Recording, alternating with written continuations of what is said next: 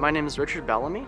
My degree that I'm seeking is a Bachelor of Science in Psychology. I chose the transfer to Webster because it was closer to my house. The campus was beautiful and the class sizes were a lot smaller to fit more in an individual learning experience. What sets Webster apart is the smaller class sizes. I really wanted to know my professors really well. I wanted to have a more individual learning experience and I wanted to have more of a one-on-one connection with them. I've learned with the specific learning environment at Webster to really get to know the course material, you have to be engaged with your professors, mainly because of the smaller course sizes. I don't believe I encountered a lot of challenges. The transfer process was very smooth from start to finish. I definitely would recommend Webster University because the transfer process is extremely simple. They had transfer guides available for each school that you were transferring from to Webster, so it's really easy for me to know what courses I needed to take to transfer over seamlessly over to Webster.